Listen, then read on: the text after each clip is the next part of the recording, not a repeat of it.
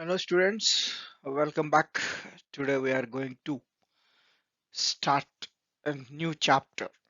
It is evolution part 1. Introduction. What is life? Life is an inherent capacity that an organism possesses to maintain and reproduce itself. It's called life. So it is an inherent capacity. Inherited means transferring from one generation to another generation. So it is a transfer of characters.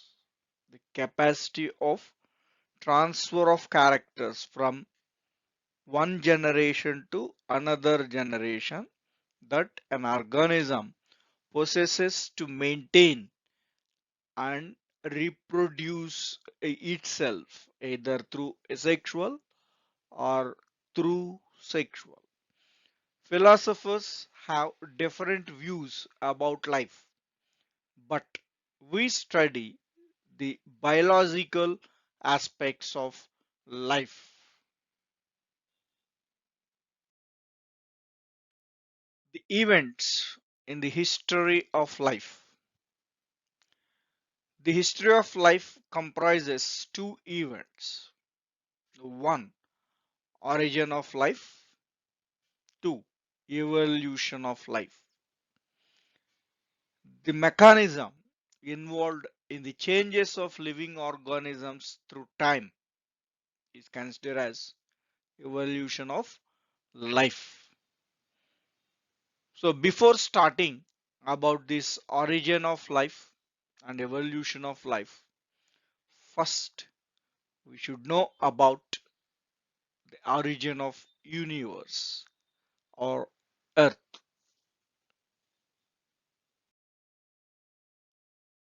Origin of universe. How the universe is originated.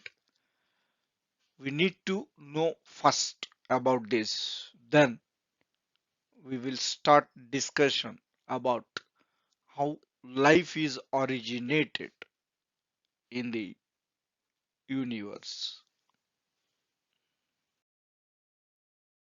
There are several theories regarding the origin of universe, but the most accepted theory is Big Bang theory. So here bang means sudden loud noise. The Big Bang theory was proposed by Abe Lamartine in 1931. According to Big Bang theory, about 20 billion years ago, the cosmic matter was in a condensed form. A fiery explosion took place which broke the condensed cosmic matter and scattered, that means spread its fragments, pieces. Fragment means pieces. So scattered its fragments into space at enormous velocity or speed, making a big bang. Already we are given the meaning of bang, sudden loud noise.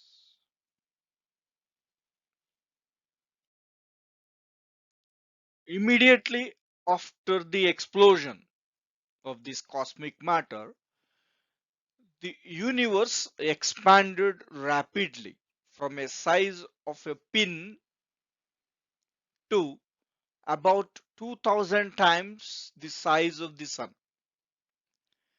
As the universe expanded, the temperature came down and various galaxies are formed.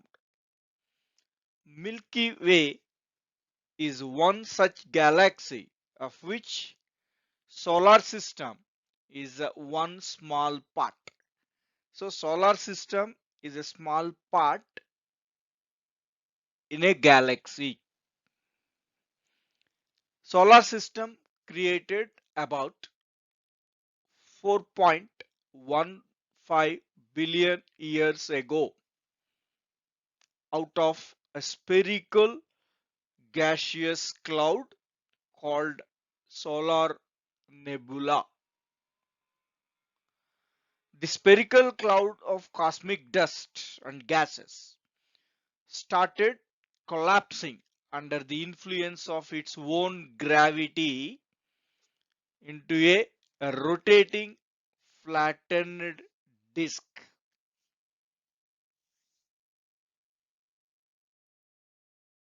So let's see this diagram. So in this already we discussed that in earlier the cosmic matter is in condensed and it is exploded uh, and with a high speed that we will call as a big bang. Now this cosmic matter it formed as a cloudy a spherical cloudy matter that we will call as a solar nebula. So whatever the cosmic matter it is exploded and then it formed as a spherical cloud that we will call as a solar nebula, and as the temperature become cool and it form as a flattened disk with its own gravity and rotating to form a flattened disk. So this is the and this is actually we are given that 20 billion years ago the cosmic matter is condensed, and when it is exploded to form this flattened this solar system, it a flattened disk form. It takes 4.5 billion years ago it formed as a solar nebula, and this solar nebula form as a flattened disk due to its own gravity, and it rotates it form as a flattened disk. The sun and the planets were formed from a spherical cloud of gases and cosmic dust, which by rotation and gravitation form sun at the center and gases around it. With time, the smaller clouds condensed by gravity to form planets. Earth was in a more or less gaseous state. It was a molten fireball for millions of years. Eventually, Earth began to cool, which took millions of years, and its matter began to condense in the form of solids, liquids, and gases. The surface of Earth became solid along with volcanic eruptions, giving out molten rock. Let's see the diagrammatic representation. Already we mentioned that a spherical gaseous cloud that is called as a solar nebula, and this cloud started collapsing under the influence of its own gravity, and it rotated to form as a flattened disk. The sun and planets were formed from the spherical cloud here, formed in a spherical cloud of gases and cosmic dust, which by rotation and gravitation formed sun at the center and gases around it. So center it forms the sun and gases around this sun. With time, when time period is going on, the smaller clouds around the sun condensed by gravity to form planets. So in that planets, Earth is also one part.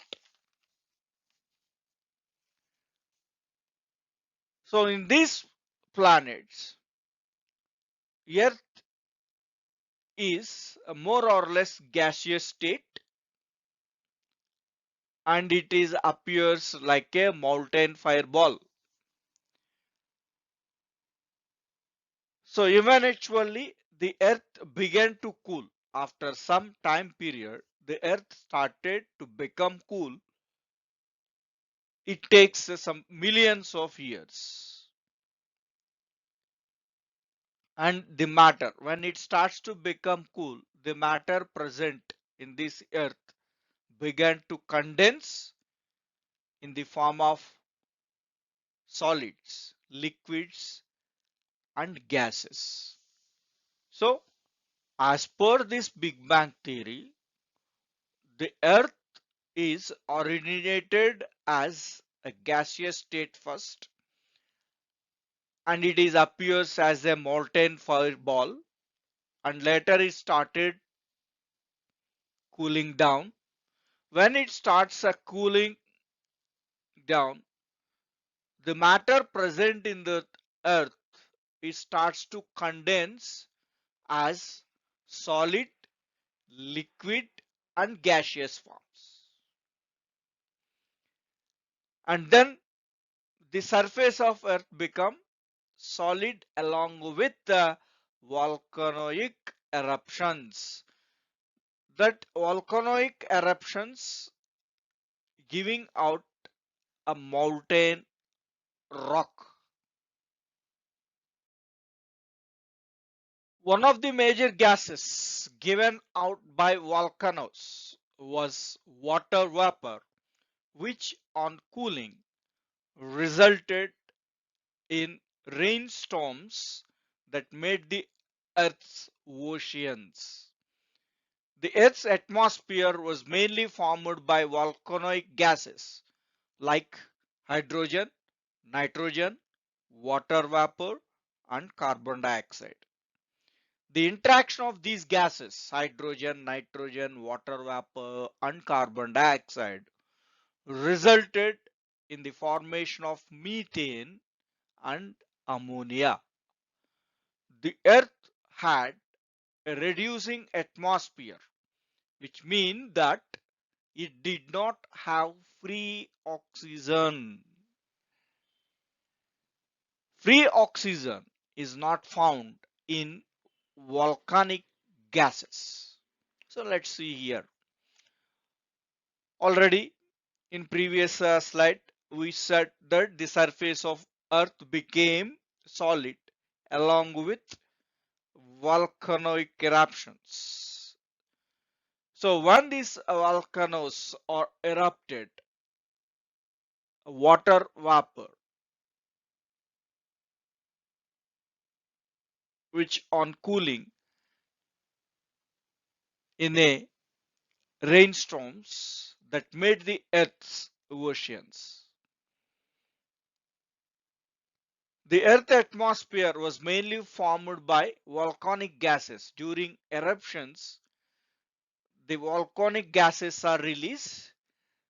That gases are mainly composed with hydrogen, nitrogen, water vapor, and carbon dioxide.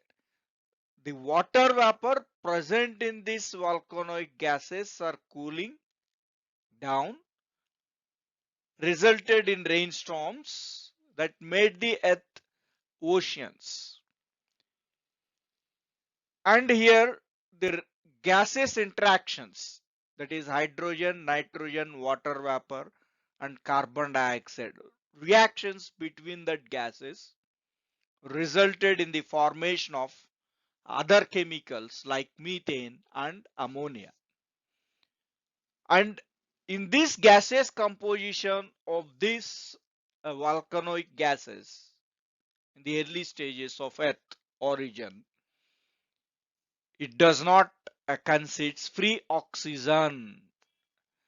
That is reason why in early origin of earth, the earth had a reducing atmosphere. Why we will call reducing atmosphere? Because of lack of free oxygen. Let's see the colorful representation here, the evolution of universe. So at starting, the cosmic matter is highly condensed and it is exploded and it is scattered into the universe, to the space as a fragments. These fragments form as a disk shape, that means a solar nebula, and due to its own gravity it form as a flattened disk. And in this flattened disk, due to its own gravity and rotation, the earth is formed at the center and remaining cloud particles are formed as a planet around the sun. And in that, the earth is one of the planet and it is more or less gaseous and it is appears as a molten fireball. And this mountain fireball start to begin to cool and it took millions of years, and the matter present in that molten fireball start to condense as solids, liquids and gases. So that all we discussed in previous slides. The first organism that existed on earth must have been able to live without oxygen. Already we are given that point clear, that is in earlier origin of earth, the earth atmosphere is reduced. That means due to lack of oxygen. So whatever the organism is existed on earth in that time, that organism have been able to live without oxygen in those conditions. It is assumed that the simple one-celled organism that resemble cyanobacteria of today came into existence about 6,300 million or 3.6 billion years ago, because cyanobacteria can survive in anaerobic conditions, that means in the absence of oxygen. So when the earth started to become cool, the matter present in the earth is condensed to form a solid. That solid phase is the lithosphere, and it condenses to form a gaseous envelope that is called as the atmosphere, and the matter condensed to form a liquid phase that is called as the hydrosphere. So finally, on cooling, the earth is consisted of solid phase called lithosphere, liquid phase called hydrosphere, and the gaseous envelope around this condensed matter of the earth is called the atmosphere. A very brief structure of our earth. The earth was supposed to have been formed about 4.5 billion years ago. The earth was later differentiated into three main parts. They are crust, mantle, and core. So that labeling we can observe in the given diagram. Crust, earth crust. It is the outermost solid rocky surface of the earth, and it consists of silicon and aluminium. So the outer surface of the earth is called as earth crust. And mantle, it is the middle part of earth which is solid, and it consists of iron and magnesium silicates. So here in this diagram, the mantle, it is the upper mantle and lower mantle, and this region consists of iron and magnesium silicates. And third one, innermost part of the earth, that is the central part of the earth. It consists of heavy elements like iron and nickel in the central part of the earth, that is called core. Theories on the origin of life. So now we enter into the concept of evolution. The first theory regarding origin of life is origin of life by special creation. According to this theory of a special creation, life is thought to be created by some supernatural force. And life is a creation of God, according to this theory.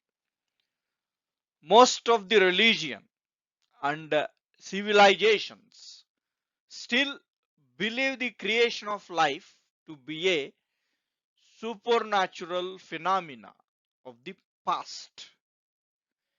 According to Bible, the first man, Adam, and the first woman, Eve, created by God. And according to the Hindu mythology, the world was created by God Brahma. The first man created by Brahma is Manu, and the first woman created by Brahma is Shraddha. By traditional Judeo-Christian account of creation, the whole and all the species were created in just 6 days. That is says by theory of special creation.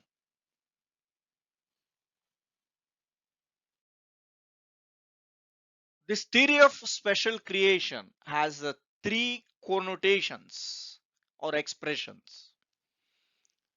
The first expression, life has not changed ever since its origin. It means all living organisms that we see today were created as such. As it is, whatever present today, that is not changed from its origin onwards. That means it created as such. There is no changes in the life. And second connotation, life is immutable. Mutation, immutable, sudden change. Immutable does not change. The diversity was always the same since creation or since create and will be the same in future also. So life is immutable. Mutation means sudden change. Immutable, that sudden changes does not occur in life. The changes in life bring the diversity, a difference in the character, a difference in the structure and all. So if it is immutable, if there is no change in the genetic material, the diversity does not takes place. Changes does not takes place. So that's why in theory of special creation, they express that the life is immutable, does not change. That is reason why the diversity was always the same. There is no change in the structures or maybe characters and all. Diversity was always the same since creation and will be the same in future also because of immutable. And third expression, earth is about 4,000 years old. That is expression given under this special creation. So this theory is based on faith and there is no evidence in the scientific sense. Hence it is not accepted. So this theory is a completely based on faith. That is, it is created by God and this entire process takes place within 6 days. And they are given some expressions that is life is not changed ever since its origin and it is immutable, it does not change since creation and will be the same in future. And another expression that is earth is about 4,000 years old. But just now in previous Big Bang theory last statements we said cyanobacteria, it is existed on this earth. It is 3,600 millions years ago. But in this theory, the earth is about 4,000 years old. 4,000 years. But cyanobacteria existed 3,600 million years ago or 3.6 billion years ago.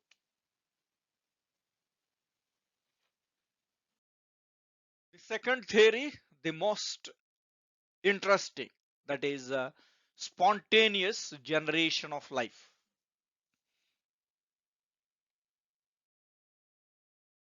This theory, spontaneous generation of life, also called theory of abiogenesis or a theory of autogenesis. This theory states that life originates from non-living things in a spontaneous manner. Ancient Chinese, Egyptians, and Greeks believed in spontaneous generation of life. This concept was held by early Greek philosophers like Plato, Aristotle, etc. So, as per this spontaneous generation theory, the life is originated from the non-living things. So, let's see what are that. As per this theory, spontaneous generation or theory of abiogenesis or a theory of autogenesis, The people thought that snakes, fish, and frog, these are the living organism, arose from the non-living thing, that is mud. Rats arose from garbage. Insects arose from juices. Microorganisms arose from water and air. These are the thoughts of the people in those days. It is around 4th century BC. That is Aristotle is the time period of around 320. Yes, BC. In those days, the people thought that the living organisms like snake, fish, frog, rats, insects, microorganisms, they are all arises from the non-living objects like mud, garbage, juices, water, and air. From these organisms are originate. And later, this theory is disproved by different experiments that we will discuss in the latter part.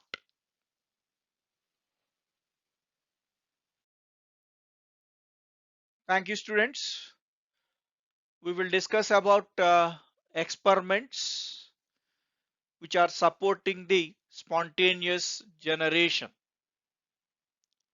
and also we will discuss about the experiments which are disapproved the spontaneous generation theory, and some other theories related to origin of life will be discussed in the next part.